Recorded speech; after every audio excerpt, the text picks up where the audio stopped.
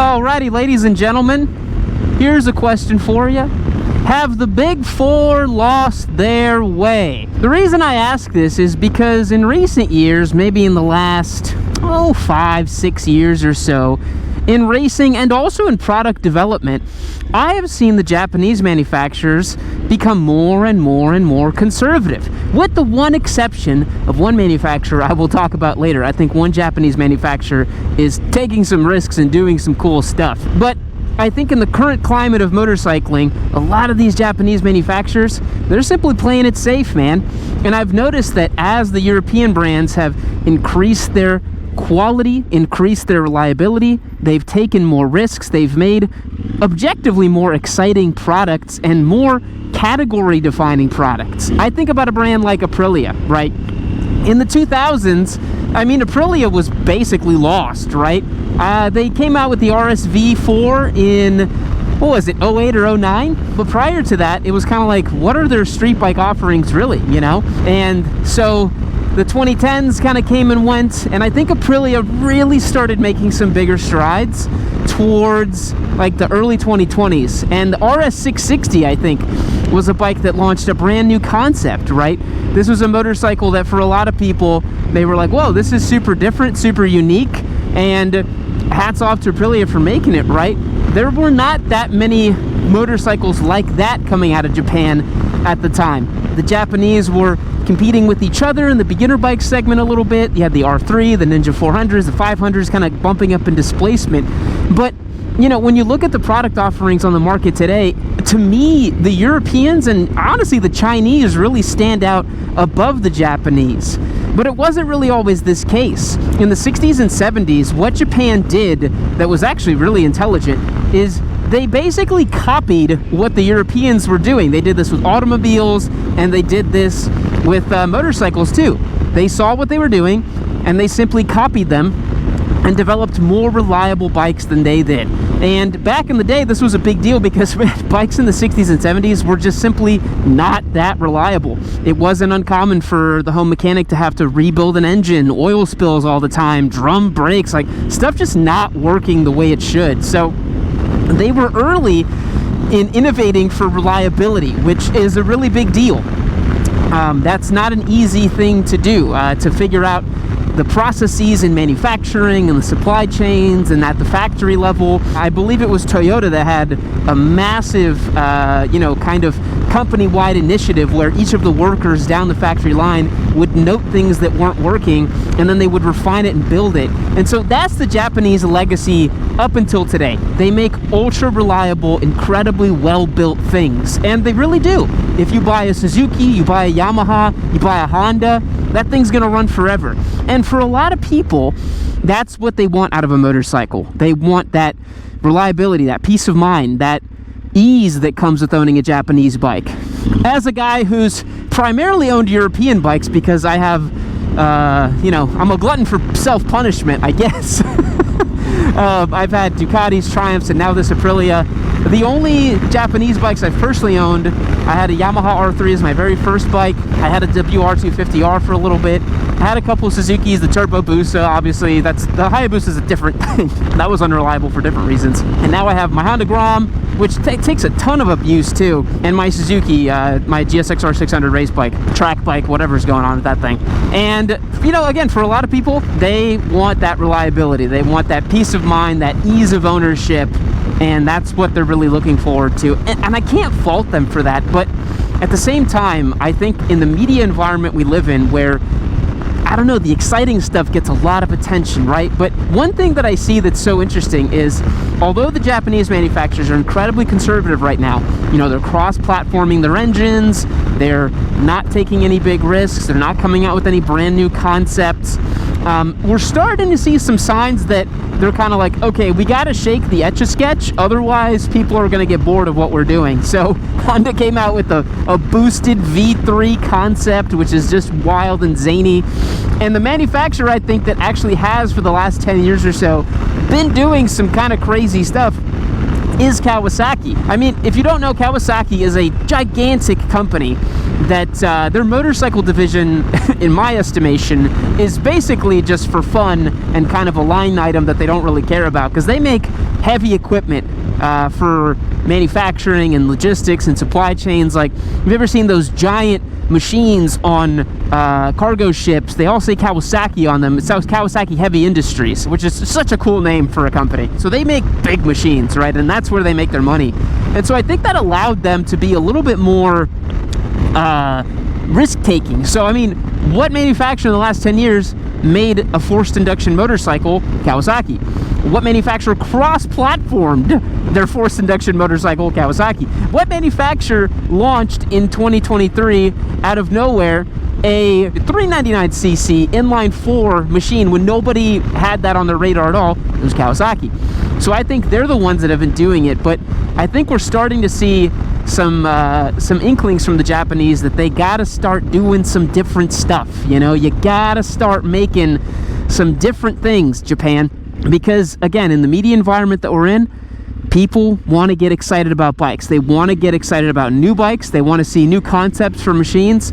And what's really cool is the Japanese have such an incredible built-in brand cachet that anytime that they do something really unique or interesting, or, you know, come out with a brand new bike, man, the viewership and the attention that those bikes get is really, really high.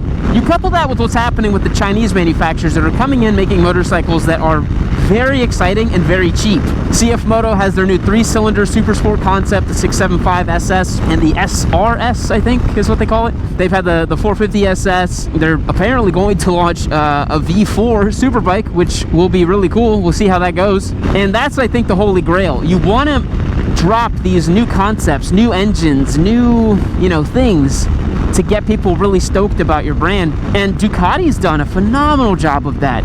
And I think that this shift in Ducati started in 2012 when they were acquired by the VW group, and they really began professionalizing their brand and kind of not being the backyard Italian race brand that they always were. They really started focusing on building amazing products that people really like.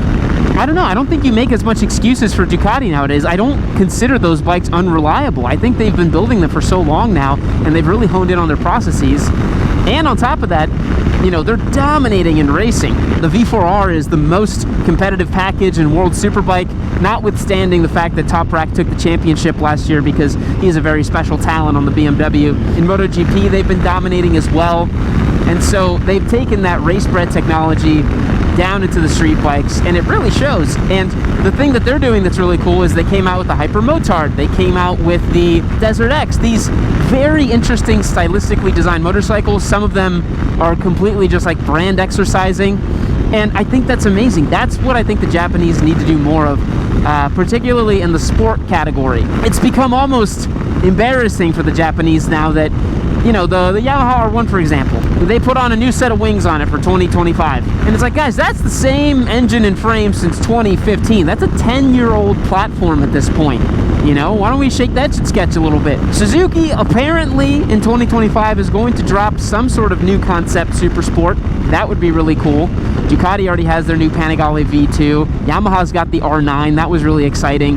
But I think that just the Japanese really need to start coming out with some more exciting, different kinds of motorcycle. Not just another cross platform, not just another scrambler style exercise bike.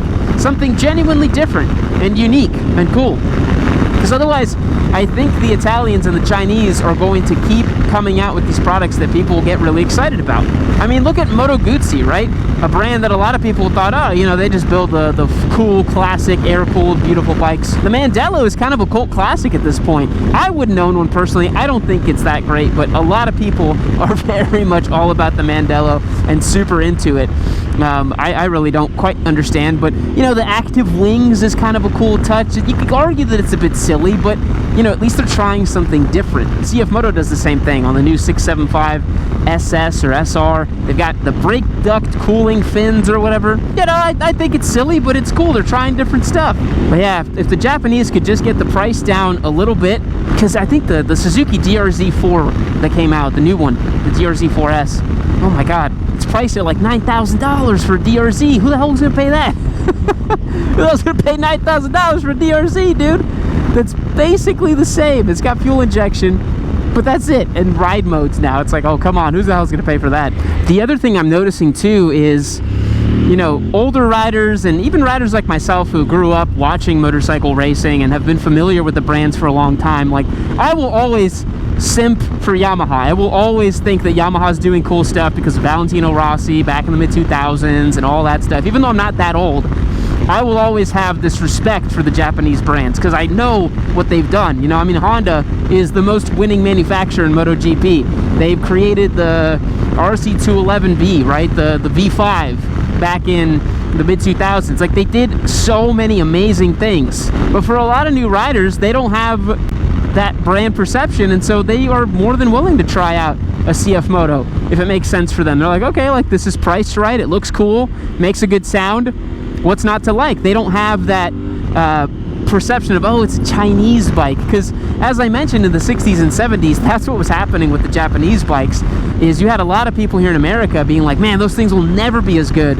as an American motorcycle. The American bikes are so much better, they're so much better built, they're made of iron and they're thick, and there's, you know, the Harley Davidsons and all that. And look at where we're at now, right, where any motorcyclist worth their salt would look at a Japanese bike and think, yeah, that's objectively better built than a Harley Davidson. It's a brand that's, you know, it's like, oh, the Japanese have innovated and tried new stuff and became full-line manufacturers, as opposed to Harley that just kept doing the same old thing over and over again. But yeah, it's a tricky thing, and it's tricky to, you know, continuously recommend Japanese motorcycles when I know that the build quality of Italian bikes has increased a lot, and I know that the Chinese are really increasing their build quality a lot. You know, at what point do we say that the Japanese bike is still better? I don't know, right?